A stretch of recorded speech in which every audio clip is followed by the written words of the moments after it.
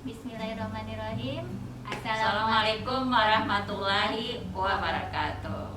Jumpa lagi dengan kami, saya Aisyah Frida dan kakak Dian Sukma di Cross Check. Kali ini kami akan sharing dan diskusi tentang Doa. Ingatlah aku dalam doamu. Jangan ingat pas susah ya.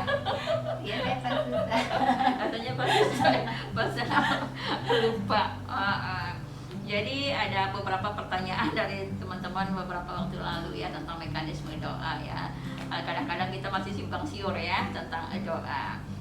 Kenapa kok doa kita belum terkabulkan? Tapi bagi saya sebenarnya kan terkabulkan itu tidak terkabulkan doa itu ya tentu kita berharap terkabulkan. Tapi pada intinya gitu kan sebelum terkabulkan pun ketika kita berdoa itu adalah anugerah. Kita masih diberi daya, diberi ilham untuk berdoa. Karena tidak semua orang mau berdoa kan. Nah itu adalah rezeki yang tersendiri yang harus kita sadari ya bahwa kita masih mau berdoa. Tapi doa itu tidak berdiri sendiri sebenarnya kan. Nah, kalau kita bicara mekanismenya kita tidak bisa mengukur Tuhan, bagaimana Tuhan mengabulkan doa itu melalui pikiran kita. Nah, karena terkabul doa itu tidak berdiri sendiri, tidak hanya bersumber dari diri kita, ada faktor orang lain. Di dalam seperti yang sering dikatakan bahwa rasamu adalah doa. Tapi dalam realitasnya apapun yang memancar dari diri kita, baik pikiran, hati, segalanya adalah doa kita. Nah, yang memancar dari tubuh kita, semua adalah doa. Nah, pancaran yang memancar dalam bentuk elektromagnetic energy yang menjadi aura kita ini kan banyak partnya di sini. Ada doa orang tua kita, ya.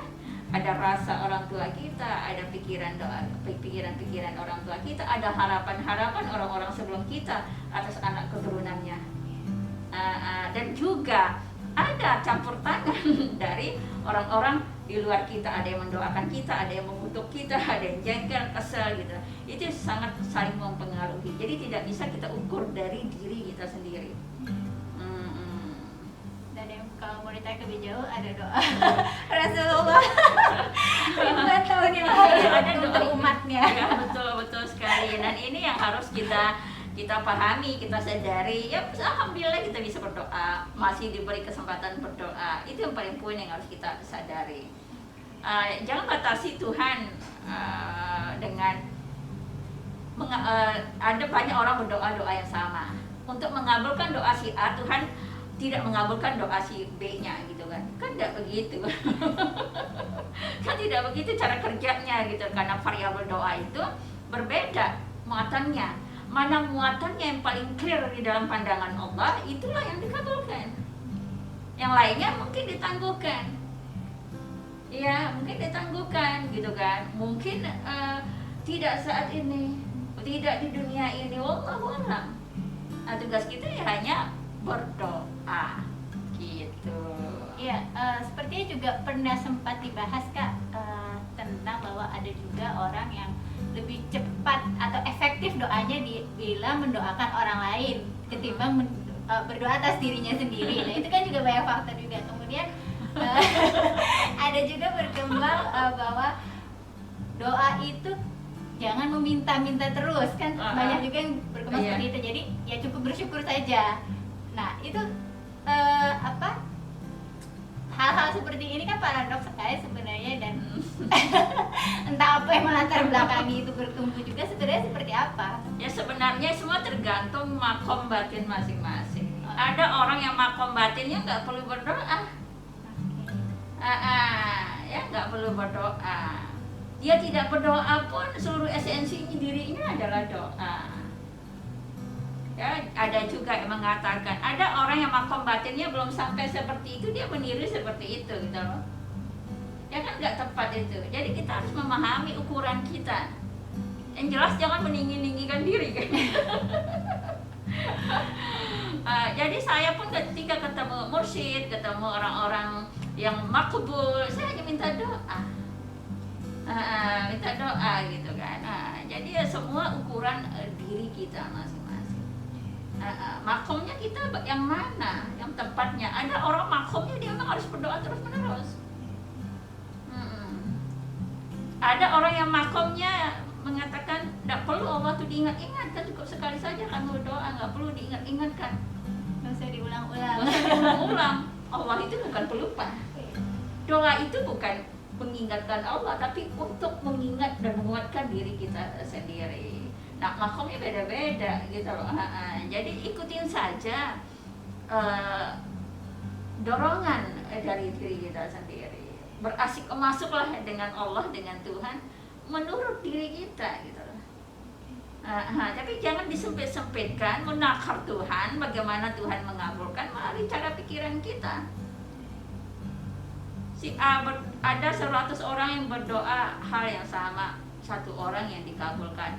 Jadi Allah mengabulkan doa satu orang dengan tidak mengabulkan doa begitu banyak orang. Ya kan tidak begitu mekanismenya. Sama seperti seseorang, dia ingin kerja di suatu tempat, dia berdoa ya supaya terkabulkan, dia mengupayakan yang terbaik. Tapi kok nggak lulus ya? Kok orang yang lulus santai-santai? Ya kan kita nggak tahu variabel apa yang menjadi penghalang dia.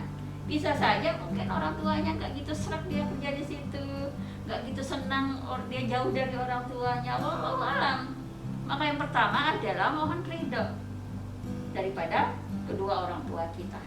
Itu yang paling pertama. Dan itu doa yang paling makbul dibanding doa kita sendiri. Jadi kadang ada juga gitu kan variabel dari orang-orang yang sakit hati sama kita, yang jengkel, yang kesel, atau mungkin ada muatan negatif di dalam diri kita sendiri yang menjadi penghalang doa itu terrealisasi, gitu kan. Jadi secara keilmuannya siapa yang paling terkabulkan, yang paling muatan energi doanya yang paling clear? Siapa yang paling clear? Wallahu a'lam. Gitu. Ya, bahkan ada yang sempat menyatakan jangan egois dalam berdoa. Seringkali dikatakan bahwa bila kita berdoa kebutuhan diri kita sendiri, kadang ya itu tadi akan ada banyak orang yang doanya tidak terkabul, sehingga begitu kita memohon terus-menerus bahwa agar doa kita terkabul, itu sesuatu yang egois, akhirnya dia tidak jadi berdoa. Tidak jadi meminta, karena itu bisa meniadakan doa yang lain. Ada orang yang berdoa supaya dia menjadi sukses di satu bidang, sampai akhir hayatnya dia nggak tercapai itu, tapi ada anaknya yang mencapai itu. Jadi doa itu mata rantai yang tidak berdiri sendiri. Ada doa turunan di situ, ada rasa turunan, ada niat turunan, ada harapan turunan di situ, gitu loh. Jadi kalau kita merasa bahwa kita berdiri atas diri kita, itu yang kurang tepat kan. Bahkan kebaikan-kebaikan yang kita peroleh pun buah dari kebaikan-kebaikan orang terdahulu yang mengalir di dalam diri kita. Jadi saya selalu merasa bahwa kebaikan yang saya peroleh selama perjalanan hidup saya adalah buah dari kebaikan orang tua saya, gitu loh. Karena ada faktor-faktor yang kita rasa kita tidak layak, gitu loh. Tapi kok dilayakkan? Oh, bukan kita ini, gitu loh. Disitulah kita introspeksi diri, memperbaiki diri lagi, ya, seperti itu. Tapi yang jelas apapun yang memancar dari diri kita dalam bentuk rasa, pikiran, tindakan, semuanya adalah doa. Doa. Di atas rasa itu ada kesadaran. Nah, kesadaran apa yang mengikuti rasa doa gitu? Ada rasa di balik rasa, di balik rasa, di balik rasa. Ada niat di balik niat, di balik niat, balik niat. Allahu a'lam siapa yang bisa menyeleksi itu. Ya kan? Maka yang perlu kita lakukan adalah ikhlaskan diri di dalam berdoa. Mendoakan diri kita, mendoakan orang lain, ya siapapun. Seperti yang dikatakan tadi bahwa mendoakan orang jauh lebih makbul daripada berdoa untuk diri sendiri. Ya itu ada makomnya. Ada juga makom orang mendoakan siapa saja, dirinya tuh siapa saja jadi gitu. Jadi yang nggak bisa disamakan antara satu dengan yang lainnya. Tapi yang paling penting adalah kita mengoreksi diri kita, memperbaiki doa kita, memperbaiki rasa kita. Nggak perlu dibilang, Tuhan juga tahu gitu. Iya pasti tahu, tapi kau perlu menyatakan buat dirimu sendiri, makom mungkin belum makom Ibrahim. Iya kan, siapalah kita ini kan gitu. Jadi dalam doa itu kita meletakkan diri kita dalam kerendahan hati. Dalam kerendahan hati menyadari kehambaan dan kemalukan dan ketakberdayaan kita. Jadi nggak perlu berdoa juga Tuhan pasti tahu, ya kan? Kelihatannya oke kan, tapi ada terselip benih kesombongan di situ. Makom kita belum sampai pada makom itu kan gitu. Perintahnya kan berdoa, mintalah kepada aku kan gitu.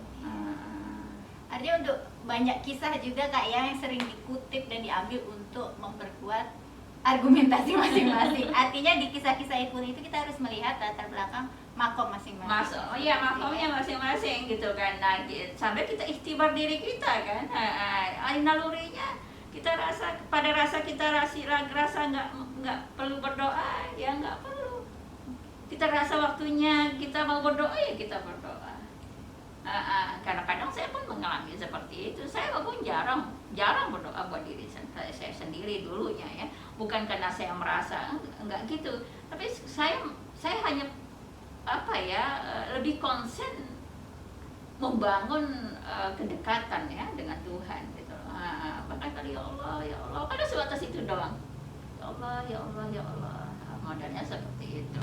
Jadi itu yang perlu kita sadari gitu kan. Sama seperti saya bicarakan tadi, orang yang mengatakan ana al-haq, ya aku adalah Tuhan, dalam Al-Halatsya atau Syekh Siti Jenar sah karena makom batinnya pada mengucapkan itu. Makom fana bako, dirinya dan tidak ada di situ. Tapi kita yang makomnya masih nggak jelas ini mengatakan ana al-haq, makom kita jatuhnya ke Fir'aun. Karena Fir'aun juga mengatakan hal yang sama, aku adalah Tuhan. Akhirnya dia menuhankan diri kan. Di sinilah kita harus hati-hati di dalam mengikuti kebenaran, iya benar. Pada makom beliau-beliau ya, kalau kita ya situ siapa gitu. tidak layak kan gitu loh. Jadi kita harus menempatkan diri kita pada makom yang paling rendah di dalam kehambaan kita ya, di dalam praktek kehambaan dan kemanusiaan kita. Jadi saya lebih senang bagaimana kita semua saling mendoakan, karena itu kan anjurannya kan, dibanding saling kritisi, saling menghujat ya, saling menggibah apa namanya. Tapi saling mendoakan itu rasanya kok tentrem gitu ya, bagi saya ya, tentrem gitu ya. Ada rahmatnya yang mengalir di situ, ada kasih sayang, ada humanity-nya yang hadir di dalam hati kita. Doain saya ya. Rasanya itu jauh lebih hikmat bagi saya dibanding sebuah motivasi. Ya, motivasi kamu begini. Jadi marilah kita saling mendoakan, mengingat di dalam doa. Kapan saja, di mana saja, karena ketika kita mendoakan orang lain, seluruh malaikat akan mendoakan kita kembali. Penduduk langit pun akan mendoakan kita kembali. Maka saling mendoakan, tapi perlu juga kita mendoakan diri kita sendiri. Mungkin itu aja teman-teman, sahabat semua, tentang doa. Semoga bermanfaat. Sampai jumpa di episode berikutnya. Assalamualaikum warahmatullahi wabarakatuh. Cross check.